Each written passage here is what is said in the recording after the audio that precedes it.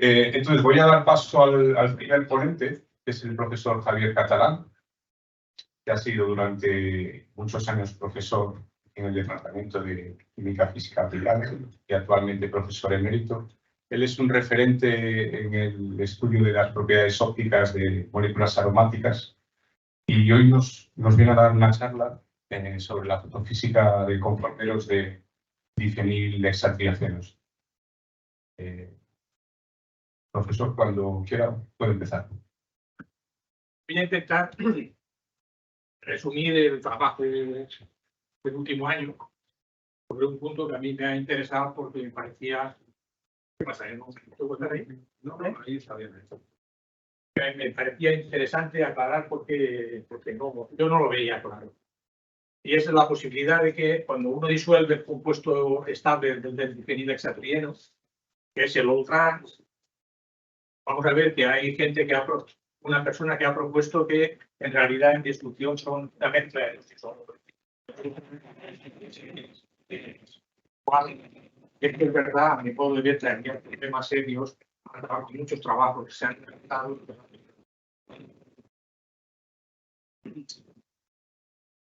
En este fue el que a todos estos problemas de los polienos. Y ya vemos que en el 54 estudió este caso. Y si uno tiene el compuesto estable que es este, el all-trans, en disolución, y se rotan alrededor de los enlaces, tendría esos dos isómeros. Esos dos isómeros, si rotan algún doble enlace, llegaría a formar hasta 6 estereoisómeros.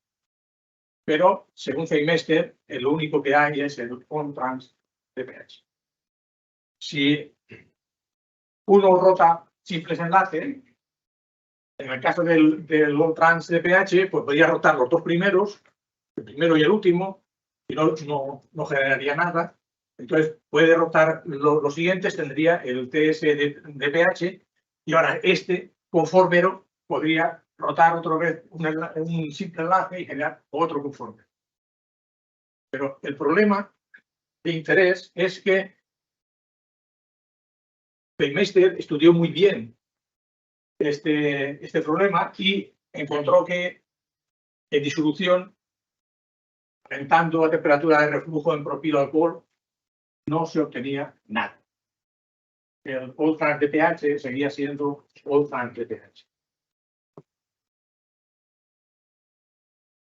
Pero hace más de 30 años hubo un profesor muy relevante en química física orgánica, que es Jacques Saltiel, en una serie de revistas de mucho renombre, dijo que en disolución de un hidrocarburo, el all-trans de pH en realidad era una mezcla de all-trans de pH y un isómero cis, el primero que se formaba desde el all-trans de pH.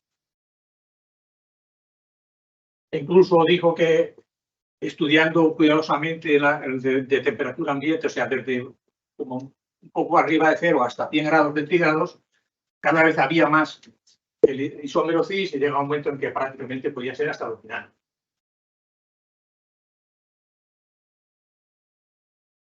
Utilizando programas de, por ejemplo, el análisis, haciendo aproximaciones de isopolarizabilidad, de anchamiento térmico de los espectros, un montón de cosas, llegó a encontrar lo que él decía que eran los dos espectros.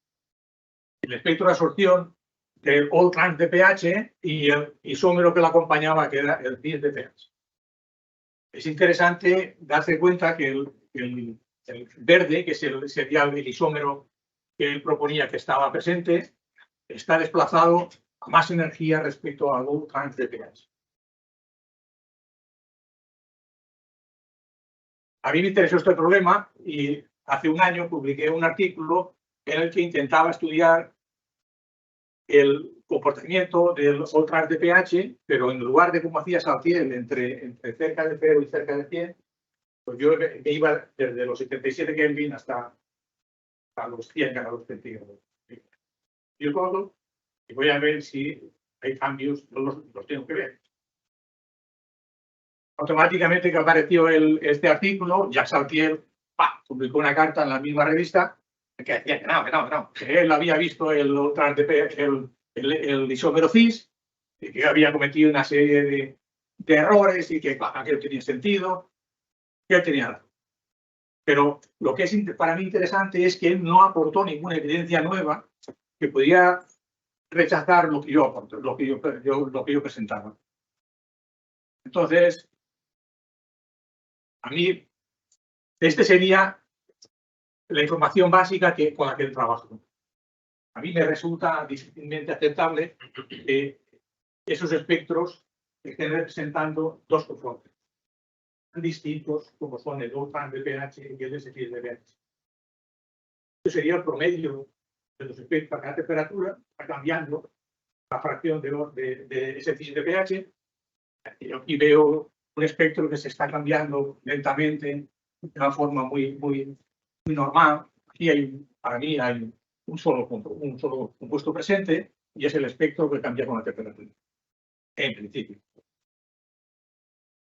Entre las evidencias que yo presenté y que él alababa porque él no puede bajar de temperatura ambiente, yo presenté espectros que iban desde 133 Kelvin hasta 363 Kelvin.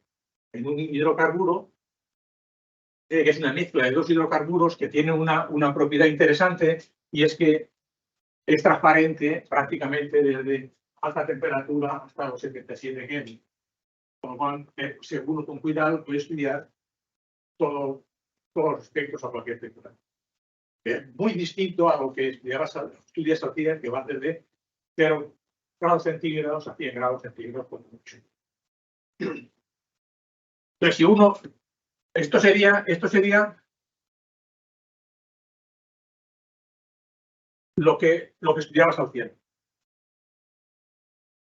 Estos son resultados míos, pero sería el rango de temperatura de Celsius. Si uno mira eso o mira algo de arriba, uno se queda con la impresión de que ahí no hay un cambio drástico de estructura. Porque si rota el compuesto, el espectro será distinto, entonces el promedio, que es lo que tú mides, pues eso no está claro. Entonces yo dije que yo visualmente pensaba que esto era una sola estructura la que estaba estudiando. Él dice que no. Si estos son dos estructuras, y además se decía, si Bejarano hubiera estudiado una zona y otra zona alejada de los espectros, se hubiera dado cuenta que le hacía falta más de una estructura para poder explicar lo que pasaba. O sea, aquí en la explicación fotofísica no hay que volverse loco. Es decir, si uno quiere saber lo que pasa, quién genera alguna visión, lo que tiene que hacer es un espectro de excitación. Entonces, si uno hace espectro de excitación como yo hacía, de cada 25 grados Kelvin, perdón, de cada 25 nanómetros, es decir, a lo largo de toda la banda de emisión, y los dibujan juntos, es todo lo mismo. Es decir, la misma cosa está generando todos los espectros. Hay una estructura. Esto no hay quien se lo saque. Si en una zona del espectro de emisión, por ejemplo, en la zona de 400 nanómetros, yo tengo el espectro de excitación, y en la zona de 550 hago el espectro de excitación, si en estas dos zonas hay un distinto porcentaje de dos estructuras, pues yo cuando haga el espectro de excitación encontraré el espectro de excitación distinto. Entonces tendré que explicar por qué son distintos. Ahora, si yo lo que obtengo es lo mismo, pues es que tengo lo mismo en todos los casos. Eso no hay que se lo sabe. Físicamente, además, sin hacer espectro de excitación, uno no puede jugarse el dinero los espectros de emisión.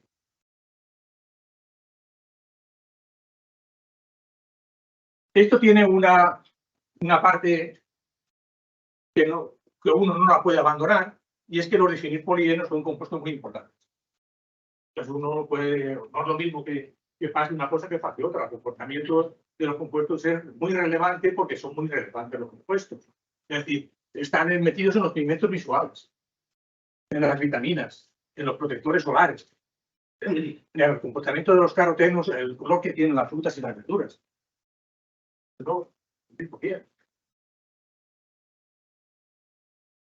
Además, el DPH en concreto ha sido profusamente utilizado como una sonda molecular de membranas biológicas. O sea, se mide separación de fase, transición de fase, se mide fluidez de membranas.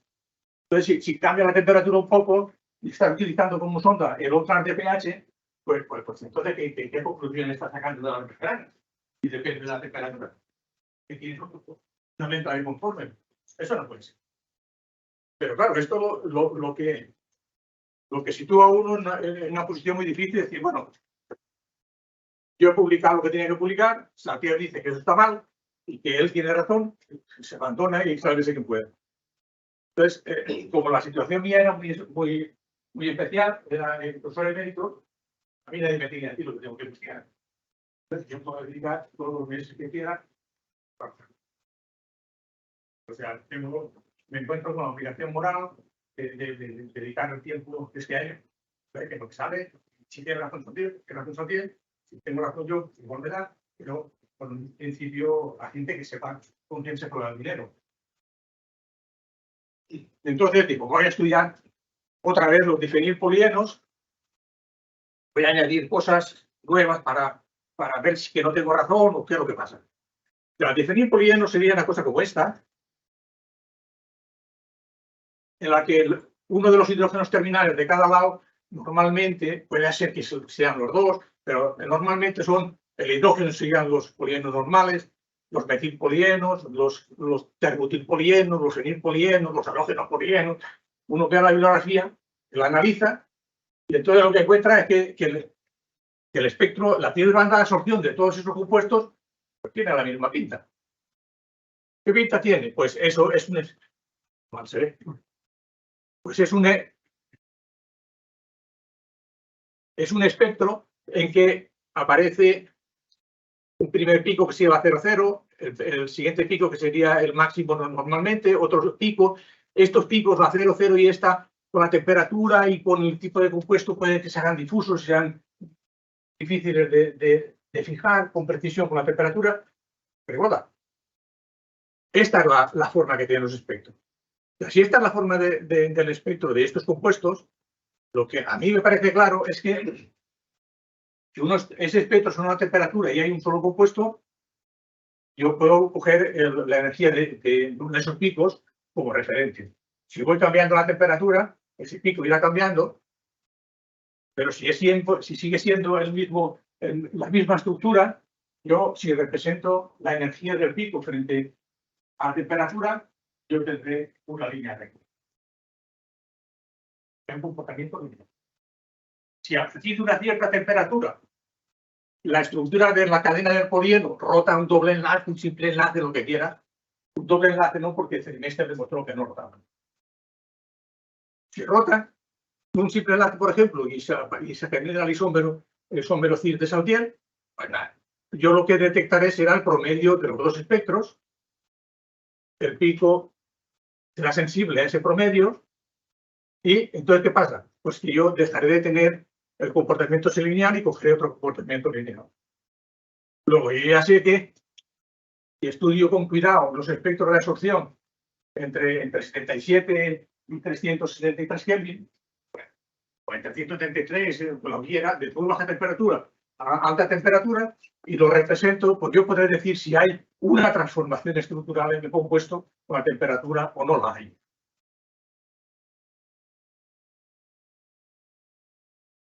Ahora, si esto es así, yo tengo que tener en cuenta, yo puedo tener en cuenta no solamente la energía de los picos, sino que sino debo tener en cuenta que si es un equilibrio entre dos estructuras, espectroscópicamente yo puedo detectar la existencia de algún punto isovéstico. Si lo hay. Si hay un equilibrio, habrá un punto isovéstico. Y después hay una característica propia de los polienos que descubrió Feynmester y explicó junto a Pauling, y es la presencia de lo que denominaron el pico cis.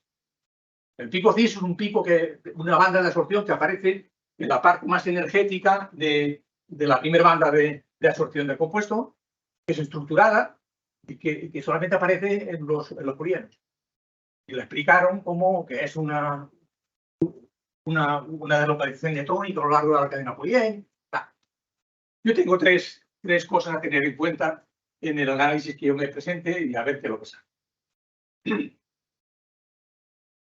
Pero lo que tengo que hacer, yo no puedo volver a repetir el trabajo con el DPH, porque entonces ya lo he hecho. Entonces yo le digo, voy a buscar un poliero y yo sepa que se ha determinado que cambia la estructura.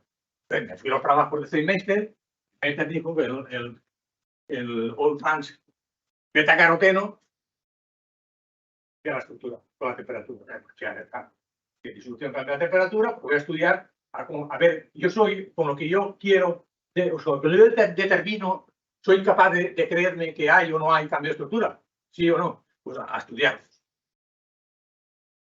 Pero si yo cojo, por ejemplo, el Old Trans beta-caroteno y lo disuelvo en clorobutano, pues yo entre 133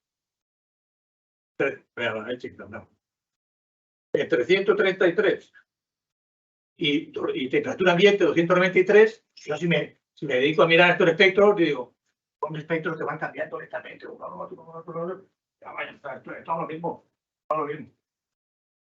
Entonces yo concluiría que entre 133 y 293 el beta-caroteno en clorobutano mantiene la estructura. Pero si caliento y voy hasta 343, que la temperatura de ebullición en clorobutano, y ahí no puede pasar. ¿Qué es lo que tengo? Claro que lo que tengo. Lo que tengo es que la estructura está cambiando. O sea, aquí no hay contadero.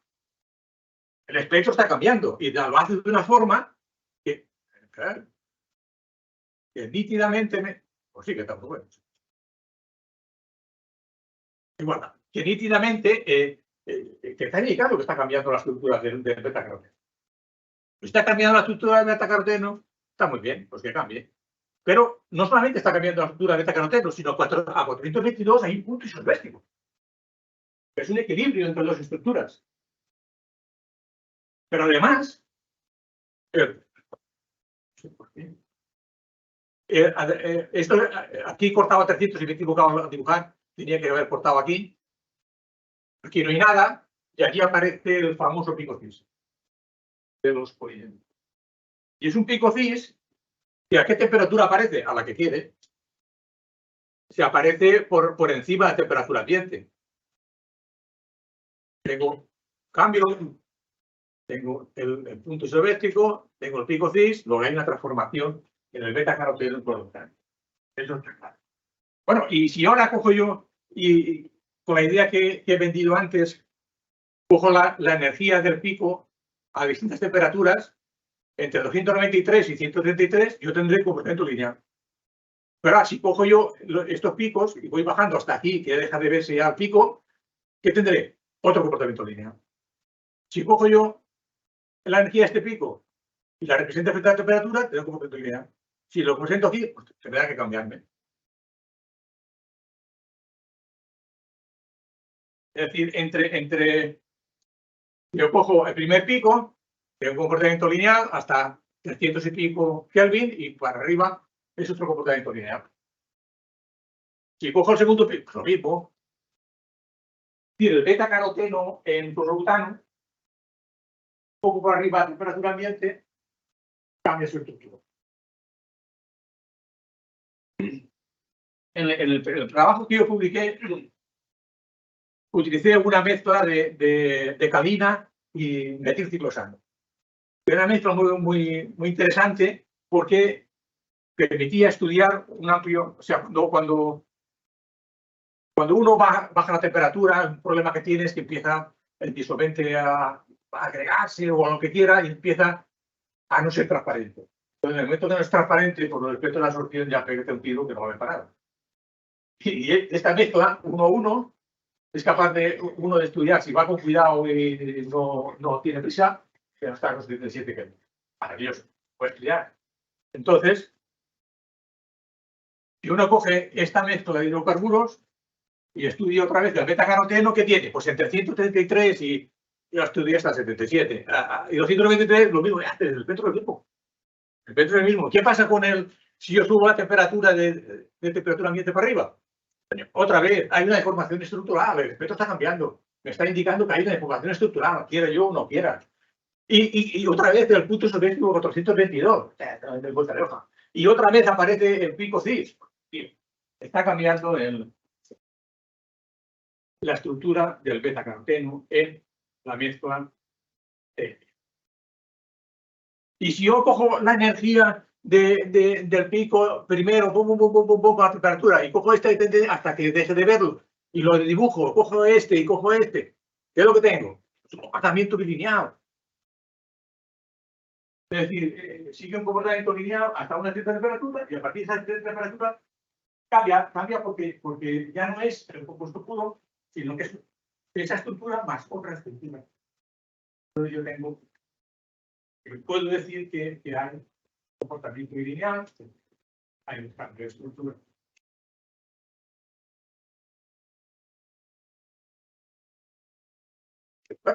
¿Y si yo doy marcha atrás y cojo y me dedico a estudiar ahora otra vez el DPH? Yo cuando estudio el DPH, yo tengo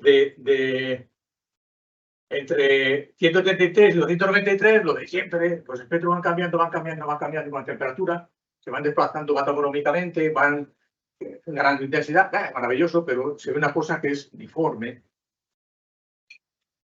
¿Y cuándo subo el proyecto de temperatura ambiente? Pues cuando subo de temperatura ambiente, cambia, es lo mismo. Un espectro que está cambiando lentamente con la temperatura. Entonces, ¿qué es lo que tengo si yo represento la energía del primer pico, la energía del segundo, la energía del pico que vea? Pues tengo que tener un comportamiento lineal.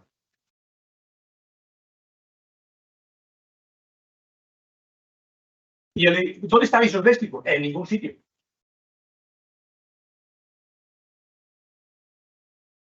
Pico cis, tampoco hay. Puede ser que lo haya, que puede ser más o menos irrelevante. Pero esto es lo que hay. Y si cojo el disolvente, lo de antes era el polibutano, si cojo el otro disolvente, la mezcla de hidrocarburos, que es transparente, pues yo la puedo estudiar desde 77 Kelvin. Pues si estudio de 77 Kelvin a temperatura ambiente, los espectros de absorción se están moviendo de una forma uniforme. ¿Y cuando caliento? Pues cuando caliento, pues igual. Están moviendo.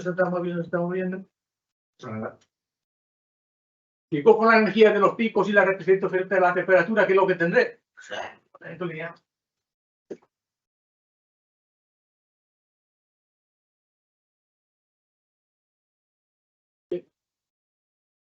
Las cosas hay veces que son muy cabezonas.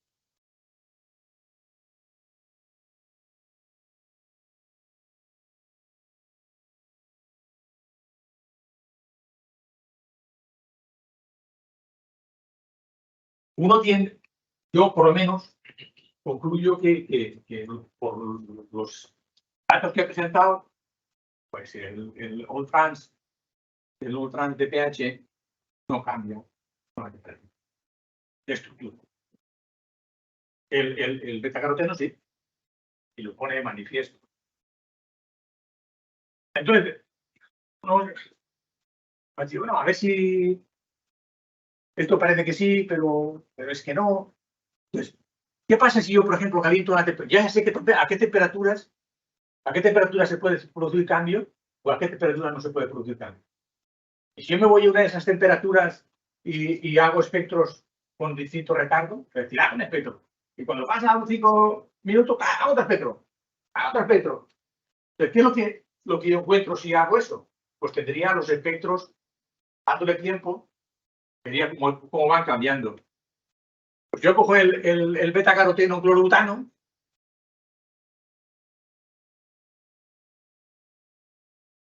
a 343 Kelvin, que es la máxima temperatura que puedo calentar el clorobutano. ¿Qué es lo que tengo? Lo que tengo es que se ha transformado la estructura, se sigue transformando un pelín entre 0 y 90 minutos los espectros. Ya está. Y no hay una novedad relevante para sacar más partido. Y si me voy al hidrocarburo, pues 33. Al principio de que están las temperaturas, se ve que hay una pequeña transformación, claro, la que se detectaba, y luego ya aparece el pico cis.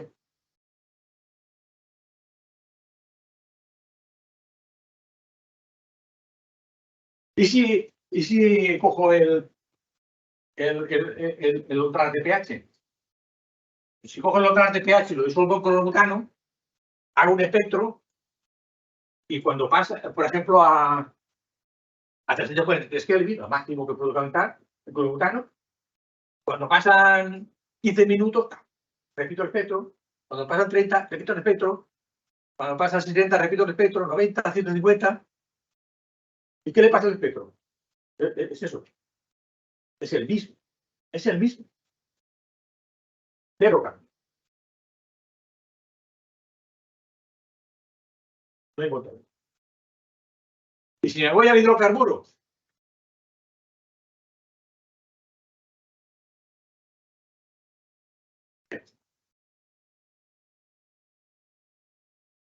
bueno, es verdad que esto yo pienso que se puede lograr trabajando bien, con mucho cuidado, con un espectrofotómetro bueno. Es un espectrofotómetro de medio pelo, pues el espectro igual se mueve. Pero con el CARI 5 está actuado.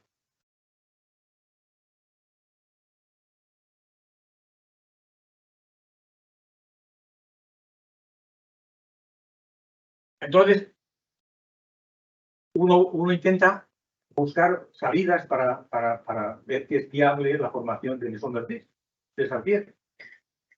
Entonces, a mí lo único que me vino a la memoria era lo que cuando estudiaba hace casi 70 años en Valencia, cuando daban química orgánica, decían que había dobles enlaces sencillos, y siempre la explicación era clara, los enlaces sencillos libre giro, ventilador, o sea, no hay ninguna dificultad. Entonces, claro, el enlace sencillo está girando sin parar, a ver si va a ser esto que está girando sin parar. Bueno, si está girando sin parar, me importa un bledo que esté girando sin parar o esté girando sin parar, porque yo tengo una célula con 1 centímetro de paso óptico y si gira que gire, cuando pase la luz, lo que sea ópticamente activo lo pillará. Esté quieto, esté girando, se tiene que ver. Pero bueno, uno puede pensar, no, pero es que esto gira de una manera que se le escapa a uno la situación y entonces ¿y qué hago yo para ver si esa hipotética, que no es verdad, tiene su buena barrera en la conversión isomero-cis? Su buena barrera, más de 10 kilocalorías. ¿Qué hago yo para intentar ver qué importancia puede tener el que exista más barrera o menos barrera? Entonces se me ocurrió una parida que no está mal. Y es, voy a buscar un disolvente que cree una gran dificultad a una rotación de los compuestos. Entonces encontré el escualano. El escualano es la molécula esta, es un hidrocarburo. No, imaginaros que este es el disolvente y yo disuelvo el DPH o el que quiera. Pues el DPH está envuelto en estas bufandas y cuando diga voy a girar, cuando diga que va a girar, pues tendrá que coger la bufanda esa y como si fuera un alga y eso crea una dificultad grandísima. Si yo pudiera estudiar lo mismo que he hecho antes en escualano, pues yo vería, a lo mejor veo el isómero cis de Saint-Pierre. Se ralentiza, yo qué sé, lo pillo por allá a medio camino, lo que sea. Se pilla a nadie. Cojo el beta-caroteno y digo, voy a ver qué le pasa al beta-caroteno y lo disuelvo en escualano. Bueno, pues si hago el espectro a 20 grados, a 30, a 40, 50, 60, 70, 80, 70, 80, estos espectros no lo ven. Es decir, el escualano me ha dejado frito el medio de forma tal que el beta-caroteno no gira. Cuando llega a 80, hay aquí una cosa que es que empieza a aparecer el pico cis. Cuando llega a 90, empieza a aparecer un pelín más de pico cis. Es decir, está bien, el escualano es un buen chivato. El escualano me está diciendo que solamente a las más altas temperaturas el beta-caroteno es capaz de girar un pelín. Pero a las otras no.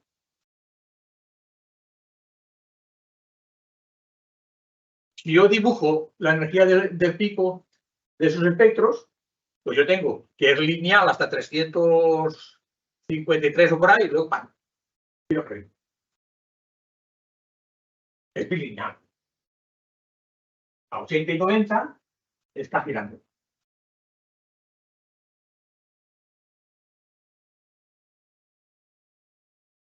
Entonces yo digo, pues ahora yo voy a coger el beta-caroteno, lo voy a disolver en escualano a 90 Kelvin, que sé que está girando. Y voy a dejar a los 10 minutos otro espectro, a los 20 minutos otro espectro, pues se me acaba la fiesta enseguida. Al principio gira un pelín y después ya se queda quieto.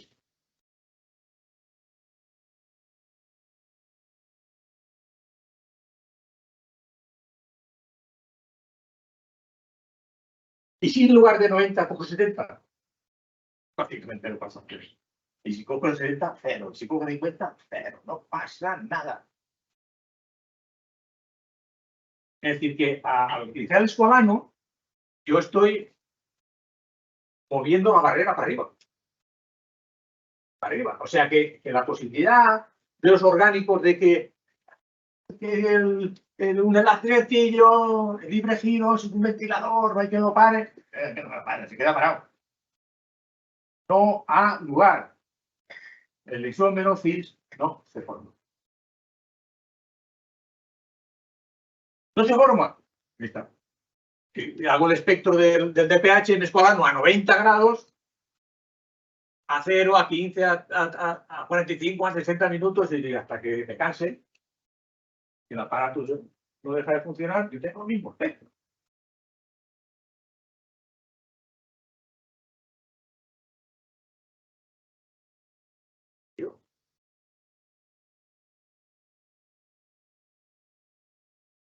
Bueno, no he dibujado el espectro hasta 320, pero no es porque me haya dado por ahí la cosa. Es que a 320 un poco más para abajo corta el escualano, absorbe, entonces no puedo bajar más.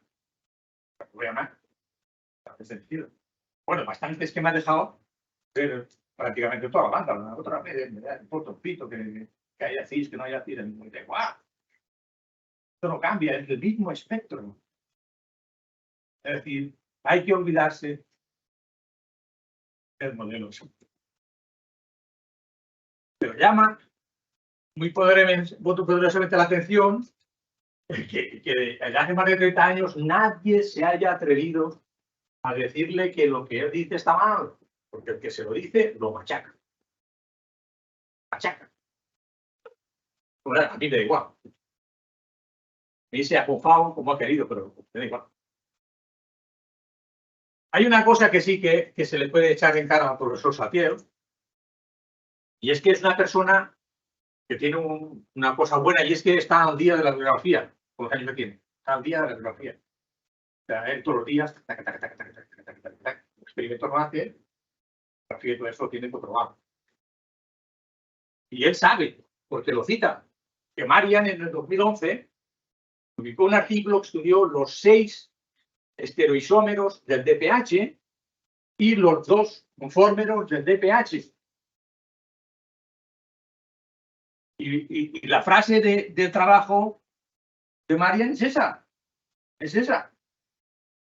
Es muy clara. Dice los estereoisómeros del DPH están todos al azul del all trans beta DPH. Del all trans DPH. Pero dice, pero los conformeros están al rojo. Están al rojo. Y él cita el trabajo de Marian, por cosa que le interesa, pero esto no quiere saber nada de la guerra. Cuando Saltiel hace la descomposición, logra la gran descomposición de los espectros del DPH, dibuja ufanamente el espectro de conformero. ¿Dónde está? Al azul. Porque la escala esa son centímetros a menos 1. Da más energía. ¿Y qué le dice Marian? Tiene que estar al rojo. Tiene que estar al rojo.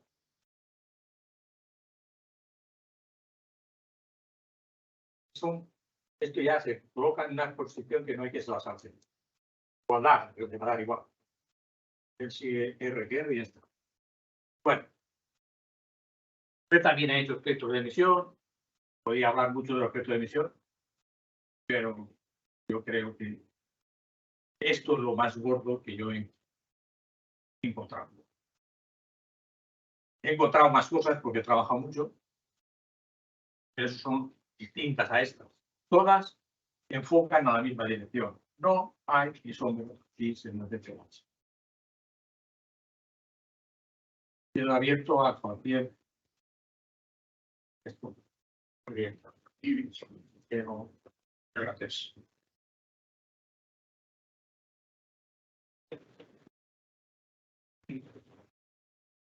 Muy bien. Pues estamos abiertos ahora a preguntas. Raúl, venga. Bueno, gracias por la charla. No sé, Santi era el chico, el investigador que había hecho la visión. ¿Esto? No, la primera, la que tú tratas de rebatir, era. Bueno, Claro, ni menos que ya existió. ¿Qué argumenta él para, digamos, decir que no se cree algo?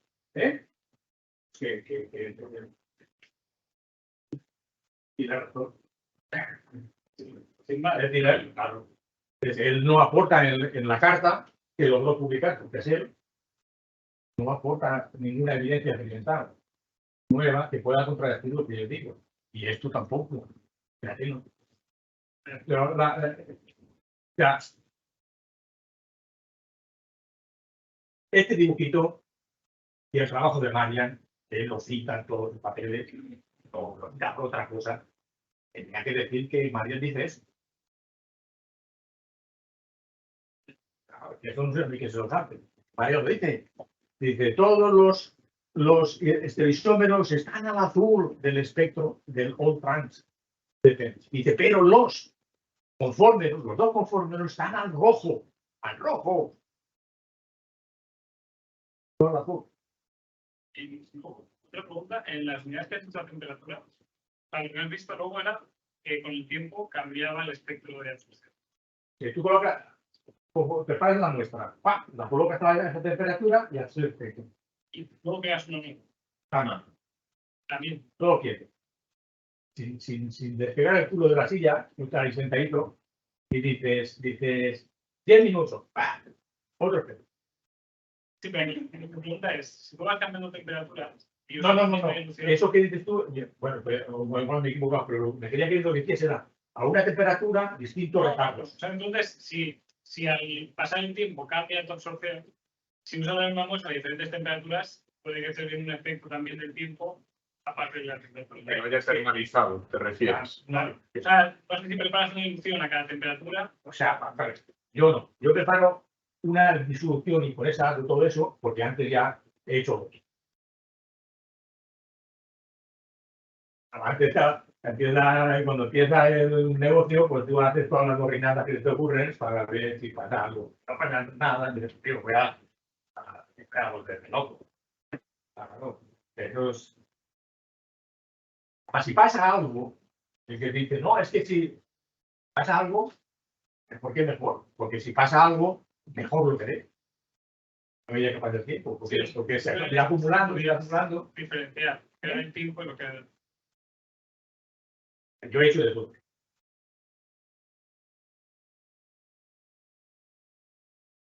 Es que, vamos a ver, hay que hacer de todo para estar seguro de que no vas a tener una metida de pata. Pero si tú quieres comparar, si las cosas funcionan, lo mejor que puedes hacer es no tocar. Es no tocar. Porque si saca la célula, mete la célula, puede ser que no esté igual que estaba, porque tiene siempre una pequeña holgura, y entonces tú ves algo y dices, "Uy, uy, uy". No tocar. No tocar. Te pierdes el día y al día siguiente es hacer otra cosa. Para que estés seguro de que lo que estás haciendo está bien. Yo quería preguntarte, Javier, la viscosidad del disolvente, ¿qué papel puede jugar aquí? El escolano. Porque la decalina es bastante viscosa también, ¿no? Sí, pero no hace nada.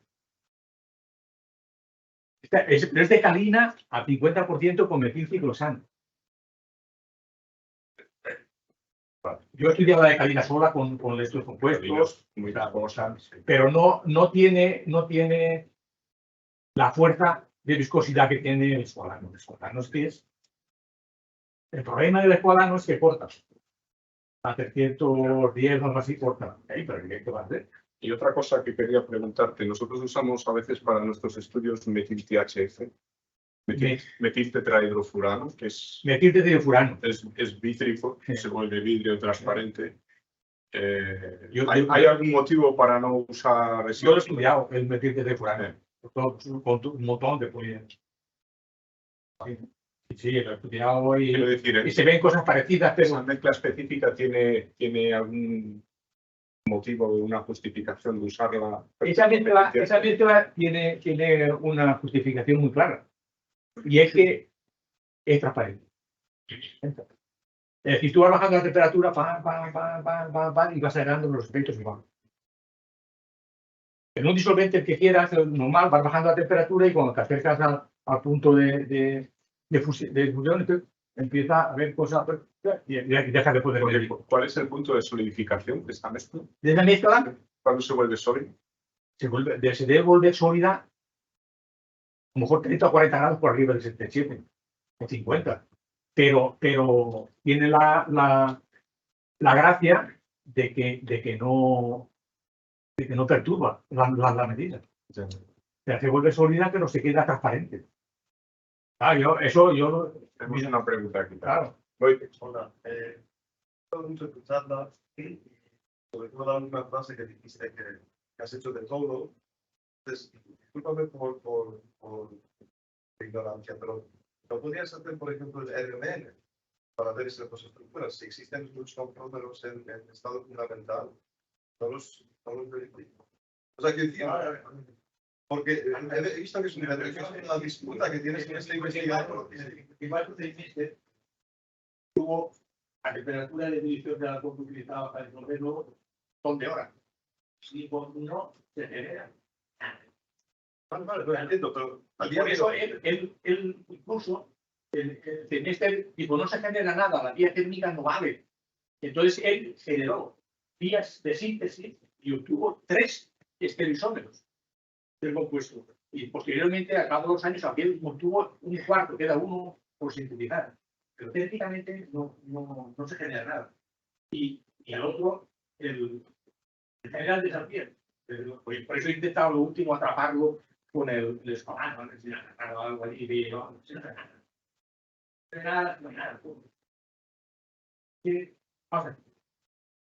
Es que pero nadie hizo RMN en ese el RMN yo no hago en la literatura. En la literatura hay. Ahora, aquí hay en esta refriega hay una cosa muy importante y es que los bifenilpolienos todo el mundo acepta que son planos. Todo el mundo parte de que son planos y tal, pero hay una regla que es la regla de Muy-Enrique que dice que el efecto de absorción es independiente de la temperatura. Si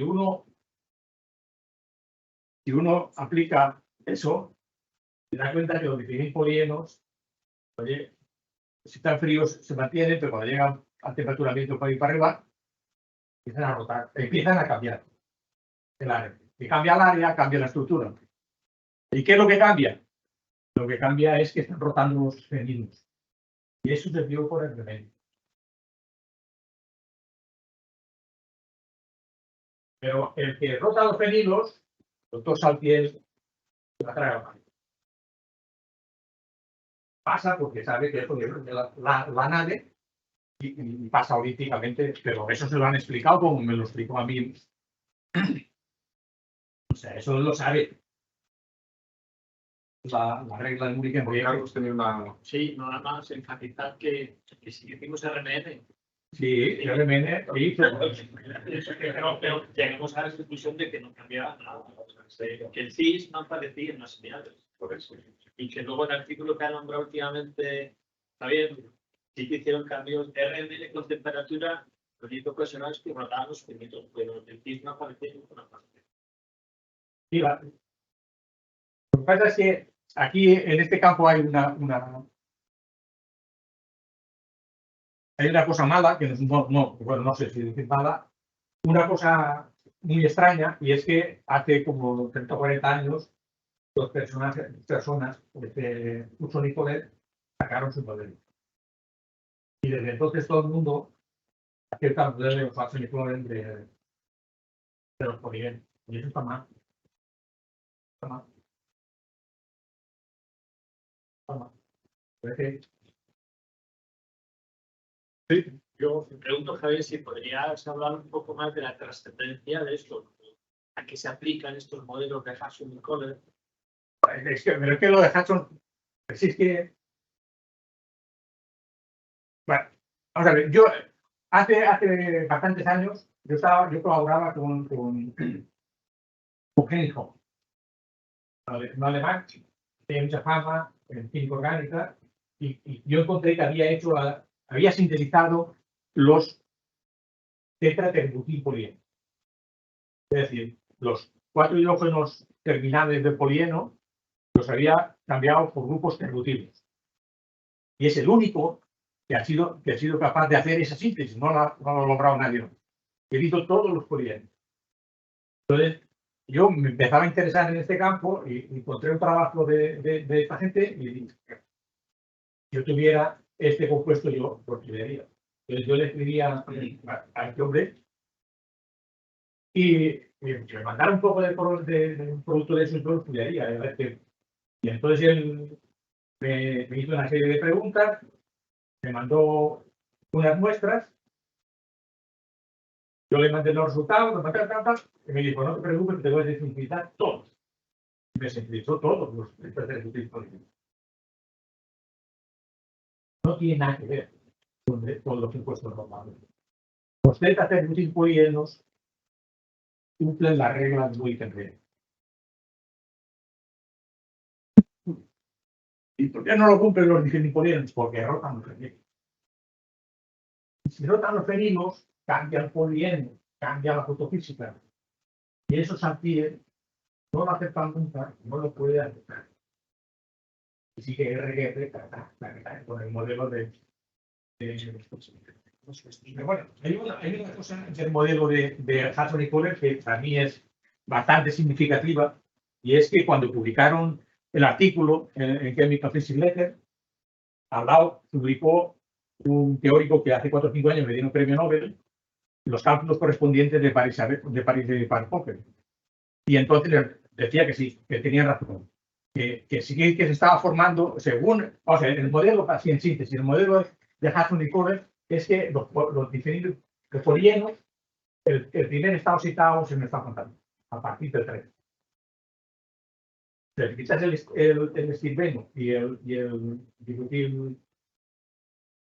siguiente, que sería el DPH, y el otro, el primer estado citado es el 2AG. El 2AG es un estado fantasma y no se puede generar desde el estado fundamental por excitación normal. ¿Vale? Y entonces los cálculos de Paris del otro decían que sí, que había un estado fantasma allí. Pero para mí fue muy significativo ver que eso se publicaba en esos 2 trabajos, que son los pioneros del modelo Hudson y Colette, pero que en la bibliografía uno no encontraba un trabajo de Mulliken. El trabajo de Mulliken, que se publicó como 15 o 20 años antes, en la introducción decía, para explicar la fotofísica de los polienos no hace falta la existencia de un estado fantasma. Conclusión. Para mí, que soy bastante nerdo, es evidente. Si estos hubieran puesto la cita de Mulliken, la revista le hubiera mandado el trabajo a Mulliken y no se hubiera publicado. ¿No es así? ¿Alguna pregunta más? Sí. Yo quería invitar a Javier a una charla interesante, y sobre todo porque es una muestra de cómo es la investigación cada vez más. Pues no estás ahí sentado, te da igual. Estás intentando solucionar un problema. La única ventaja que tiene Claro, y te da igual que no tienes que dices, no, es que es una visión también muy importante para la gente joven de cómo es la investigación. Te dicen, estoy empeñado más, me imagino allí horas y horas sentado haciendo los espectros, intentando resolverlos. Y de bueno, si saco bien y si no, estoy intentando resolver la ciencia, que es lo que me interesa. Parece que es un ejemplo. Yo solo te iba a preguntar que tú, que eres un experto en cosas de disolventes, etcétera, he visto lo del acuareno, me parece muy interesante porque es como una especie de alfombra que envuelve a una liposia, pero como cortan, o sea, cientos, y no hay algunos disolventes que no corten tanto para poder. Te pregunto porque tú sabes bastante disolventes. O sea, yo soy dueño de mi tiempo. Pero no del dinero del ministerio. Yo de hace como 15 o 20 años que yo no recibo nada del ministerio. Desde que me hicieron la pílula, ¿eh? Yo dije, pues pueden estar por saco porque yo no voy a pedir. Lo que pasa es que tuve la premonición hace muchos años de que tenía bastante dinero de siempre comprar disolventes, productos, porque no sé por qué tenía la quimera de que por ahí. Entonces yo pero que ¿tienes en mente algún disolvente que podría funcionar? Sí, pero que ahora últimamente yo no investigo por ahí porque voy a llegar a un disolvente en que lo voy a tener que pedir y lo voy a tener que pagar. Entonces no tengo dinero. ¿Qué voy a perder? Bueno, claro. Como hay muchas fábricas muchas empresas que sintetizan compuestos que a mí me vendrían de categoría. Pero, bien. Y encima ahora es peor, ¿eh? O sea, yo si empezara ahora a investigar, abandonaría. Asegurado. Lo tengo más claro, claro, porque ahora está la cosa más bonita, porque ahora tú mandas un papel a publicar y te dicen que quién paga los gastos. Y dice, yo no tengo dinero. Pues no se lo he publicado. Pues muy bien, tío, ¿qué quieres que te diga? Arriba la investigación, coño. Y es así. Eso sí, revistas abiertas y cerradas. A mí todavía hay una cerradas. ¿Qué estás jugando? Si va a ir a investigación a hacer puñetas. Ahora, estás de mérito, pues las obras son tuyas y mientras no se rompa el aparato, esa es otra cosa. Se rompa el aparato, la fiesta. ¿Tenemos alguna pregunta más? Solo otra curiosidad. Vi algún aspecto de fotoluminiscencia, pero casi todo lo que has enseñado es absorbancia. El quantum yield es muy bajo, ¿no? De estos compuestos. Vamos a ver. La fluorescencia. Es que aquí también hay muchas más. O sea, uno se lleva sorpresas muy grandes en este campo porque encuentra trabajos, por ejemplo, de House y Kuhn, desde hará casi 100 años, que son para quitarse el sombrero. Que no solamente sintetizaron todos los diferentes bienes, sino que estudiaron sobre todo física a temperatura ambiente y a 77 Kelvin, haciéndose los fluorímetros, haciéndose las células, haciéndose la leche, todo. Y no los cita casi nadie. ¿Cómo lo van a citar? Si les dan la pasta a puñados y no sacan nada. Y las evidencias más importantes de la fotofísica de los polígonos están en el trabajo de Hauser y que no las cita nadie. Es decir, estos hombres dijeron, el desplazamiento de los espectros de los polígonos no depende de la constante dieléctrica. No depende de no sé cuánto. Solo depende del índice de refracción. que se dieron partida res a todos. ¿Y qué se sabe hoy en día? Que los diferentes polienos desplazan sus espectros con polarimetría. Claro, sí, lo han descubierto americanos y han publicado papeles, pero han pasado no lo tienen. Entonces, por ejemplo, la espectroscopia de fluorescencia no podría Es que dar una lo- pista si, por ejemplo, el hombre, test tuviese un quantum Higgs mayor. Eso es lo que tienen los definir polienos. Los definir polienos se han estudiado exhaustivamente porque se pueden medir bastante bien. Porque otros polienos se miden mal. Ya. Se miden mal. Entonces, claro, como tienen muy poco rendimiento cuántico, pues a poco que se estropee la cocina, has perdido. Cuando bien estos se dejan medir. Trabajando bien se dejan medir. Por eso se han estudiado tanto los definir polienos. Y por eso los definir polienos tienen el problema de que rotan los fenómenos y nadie quiere reconocerlos. Es que es así. Muy bien, pues si no hay más preguntas, muchas gracias por la